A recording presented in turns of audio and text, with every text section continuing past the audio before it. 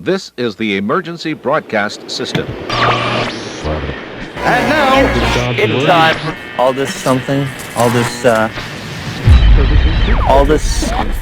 just for well planned. All normal broadcasting has been discontinued during this emergency. Greetings from just off Orwell Lane. The pendulum of time moves ever onward, some aspects of the past falling by the wayside. Forgotten events, small moments, even radio shows eventually get swept up into the dustbin of history. This is especially true if there is nothing to ground the existence of these memories into the here and now. No concrete monument that can be referenced, read, listened to, or transcribed. In such cases, with each passing generation, the memory grows dimmer, haunting the zeitgeist less and less until it is completely forgotten. The Black Hood was almost one such radio program from the golden age of radio. Airing on the Mutual Broadcasting System from July 5, 1943 to January 14, 1944, and based on the top-notch comics character published by MLJ magazines of the same name. The character had debuted in October of 1940 and come into its own, so the logical next step, based on the formula emulating shows like The Shadow's success, was to transition to radio. 120 episodes were aired to great fanfare and delight to listeners across the network.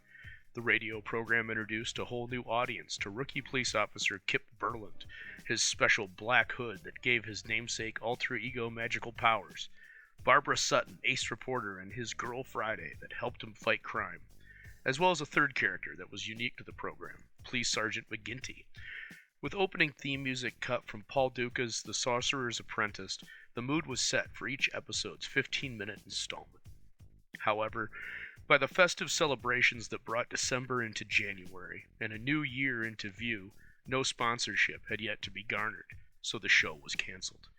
With that cancellation came storage for the recordings of the series, and with time, they disappeared.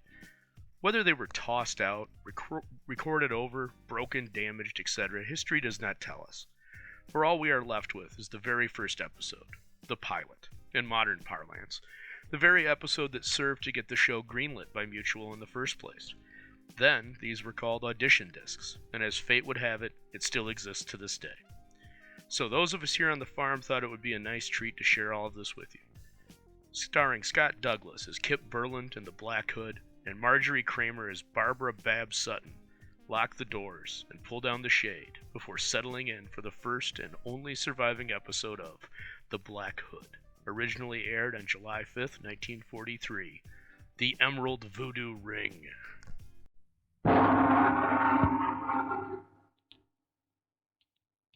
The Black Hood.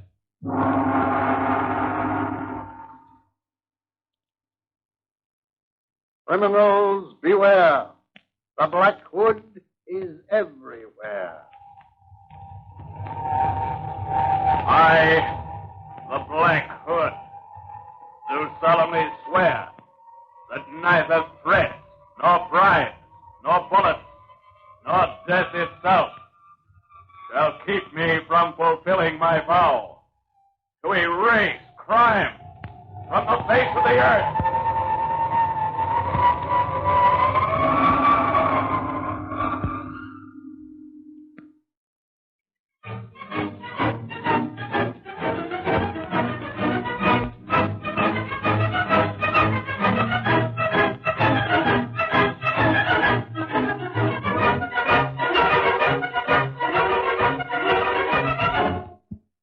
Black Hood, who is really Patrolman Kip Burland, a fact known only to newspaperwoman Barbara Sutton, has just been talking to Barbara on the phone. They were discussing the old miracle man and his strange housekeeper, Wamba. Sergeant McGinty, Patrolman Burland's superior, had thought their visit to the voodoo doctor merely routine. But Kip Burland and Barbara Sutton were fascinated by the black magic of the old miracle man. In fact, the old man had given Barbara an odd emerald ring in a twined serpent setting. Wamba, the old housekeeper, objected to the gift. We find a telephone conversation between Kip Burland and Barbara Sutton has been interrupted by a stranger at Barbara's door. Burland is holding the line. What are you doing here with a gun? You can't come in. I can't, That's Well, what I'm that- in, and no one's going to stop me either. Not till I get what I came here for. You can't get away with it. Babs, Break are you into all my right? apartment. Yeah, there's no one around. I made sure the doorman was out Hello, when I Babs. came in, and I walked up the stairs. Well, I've heard enough of that. I'd better get over to Barbara's in a hurry. It's time for the Black Hood to go to work.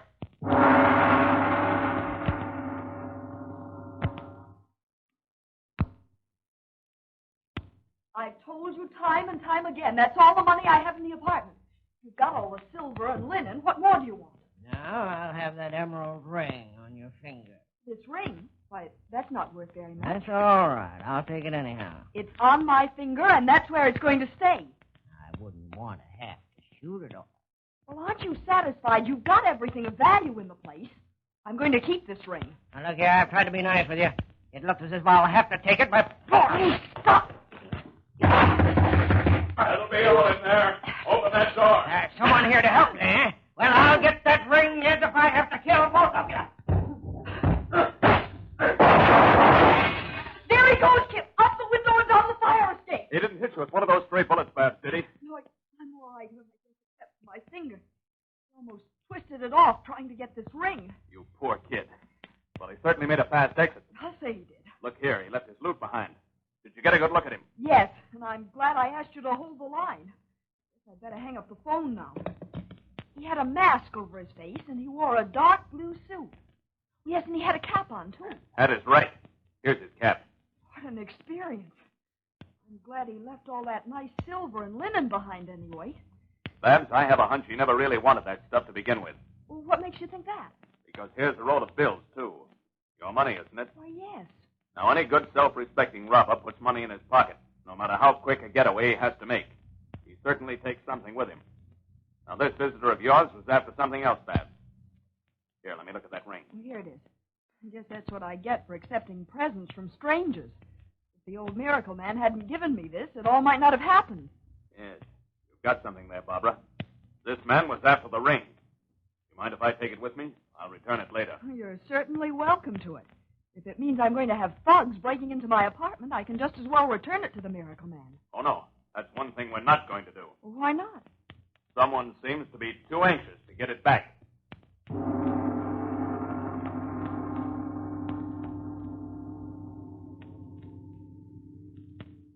Well, you asked for it, Miss Sutton. There's no one dragged you into the newspaper business, did they? You sound just like my father. No, I'm not complaining, really, Sergeant, but it is rather disconcerting to have a gunman break into your apartment and practically scare the wits out of you. Oh, yes? You don't scare so easy. So he didn't take anything, did he? Well, luckily luckily Kip came just in time. You see, I'd been talking to him on the phone when the door buzzer rang. Kip's a good boy. I guess you know that. I hope she knows I'm a good boy. Good afternoon, Sergeant. Hello, Kip. Hi, Bob. Say, it's too bad you didn't get that sneak thief this afternoon. I wouldn't call him that, Sergeant. Why not? Now, listen. I've had 25 years of dealing with men just like that. What I'd have done was to let him get away with something. Then the rest is easy. You just check up on all the fences in town, trail your man that way, and before you know it, your crook is in jail. Well, Sergeant, I have an idea that this man was after something else when he broke into Barbara's apartment. And I'll tell you why. Now, listen.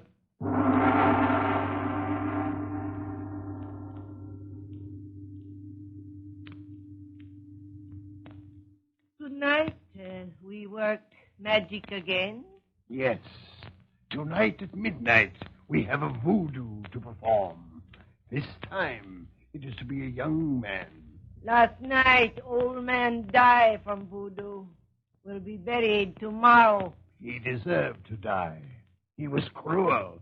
He beat his wife and children. She came to me in tears to beg for help. Wamba no, Wamba see. Tonight, we work our black magic on a younger man. He is a thief, the greatest of thieves. He has stolen from his father. Voodoo will be hard. Young man healthy, and Wamba's magic ring gone. But the voodoo will work. It always does. And forget about the emerald ring.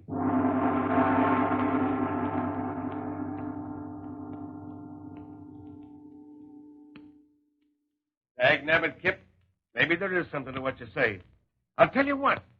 Tonight at midnight, I'll go down there myself to this miracle man's place. You want me to come with you? No, not tonight. They know you, but they've never met me. You know the old saying, a new broom sweeps clean. Well, what are you going to do, Sergeant? Arrest him? No, I haven't got any evidence to arrest them on. For that matter, what charge have we got against them? But if, as Kip here says, that old emerald ring came from the miracle man's shop, and this gunman seemed to be specially interested in it, then maybe... You mean maybe the old woman, Wamba, knows something about it? Now, that's possible, Miss Sutton. All right. I'm going down there tonight at about 11:30. And in plain clothes, too.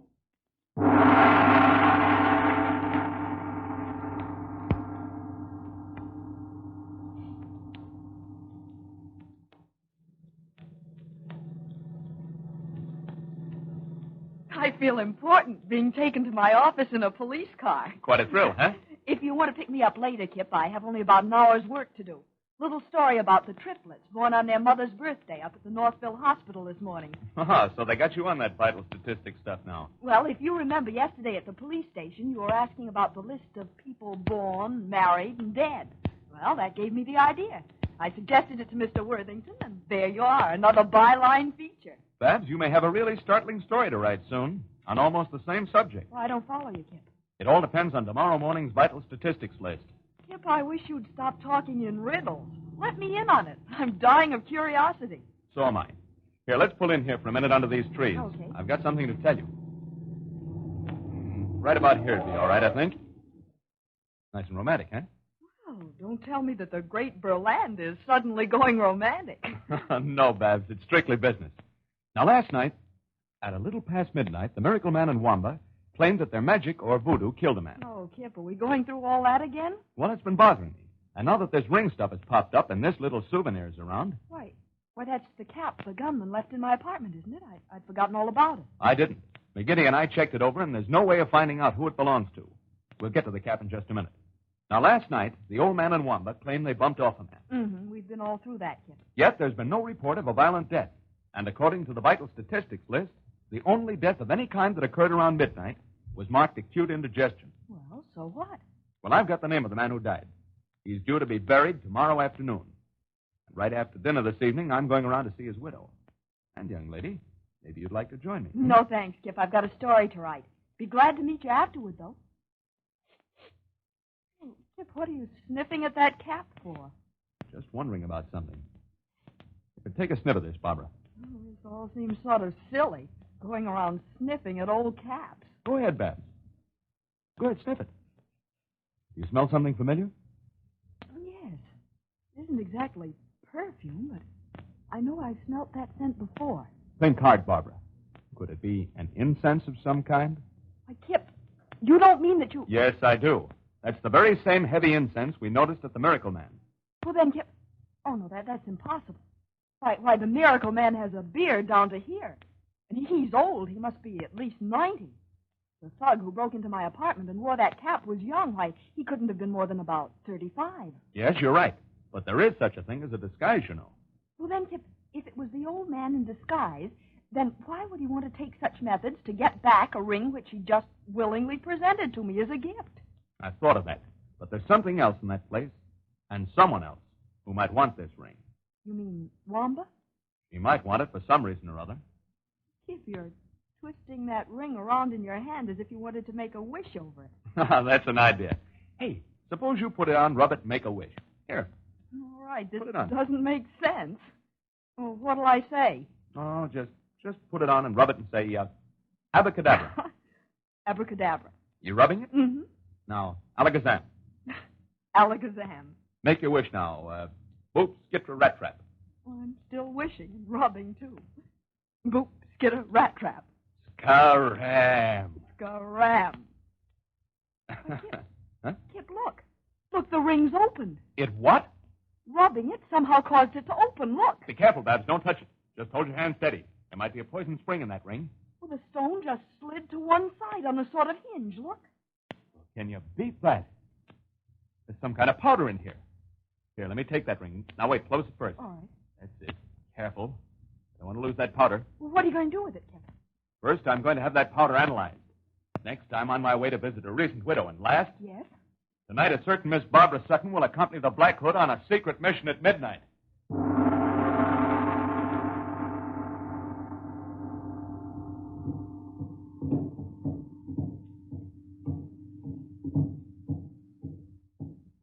Come on, old woman.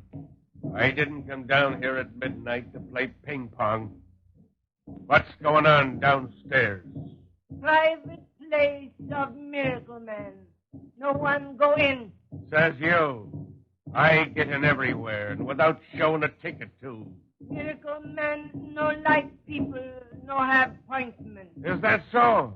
Well, get out of the way, old woman. I'm going down there right now. You like the African pottery? No, I ain't interested in old pots or pans neither. Just put it away. Out of my way, you old mummy. Oh, too bad, no like pottery. Oh.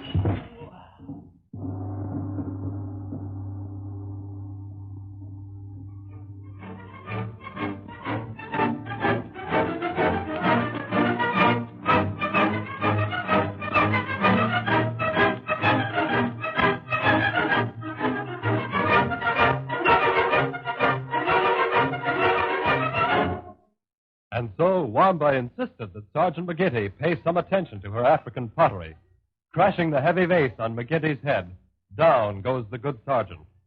Wamba has made good her claim that no one goes into the private chambers of the Miracle Man without an appointment. Now, what will she do with the unconscious McGinty? And what about the Black Hood? Has he been able to discover anything more about the emerald ring and the strange powder? If Wamba intends to harm McGinty, can the Black Hood and Barbara arrive in time to save him? Be sure to listen tomorrow for more thrilling adventures of the Black Hood.